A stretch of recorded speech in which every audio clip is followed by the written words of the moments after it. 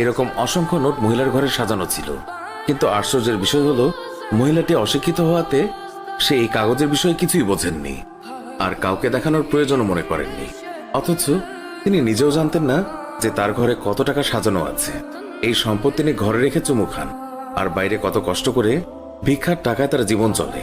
এই গল্পটি দ্বারা বোঝানো হয়েছে, আমরাও আমাদের ঘরে পবিত্র কোরআন শরীফ সাজিয়ে রেখে দিই, কত চুমু খাই, অথচ এটি যে কত মহামূল্যবান তা আমরা বোঝার চেষ্টাও করি না। আমরা এই অজ্ঞ বৃদ্ধা মহিলার নাই মহামূল্যবান গ্রন্থ কাছে রেখেও তার কদর খুঁজছি না।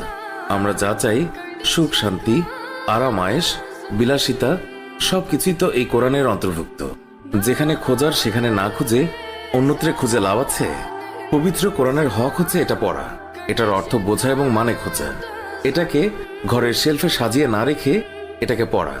এটা আল্লাহ তাআলার বিধান, পবিত্র গ্রন্থ, সমগ্র মানব জাতির জন্য হেদায়েত স্বরূপ।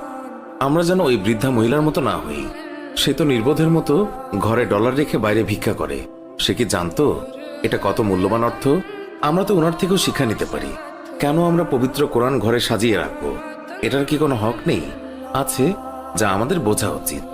আশা করি আল্লাহ তাআলা যেন আমাদেরকে এইসব বোঝার তৌফিক দেন। আমরা যেন কোরআনের যথাযথ হক আদায় করতে পারি এবং নিজেকে সেই হিসাবে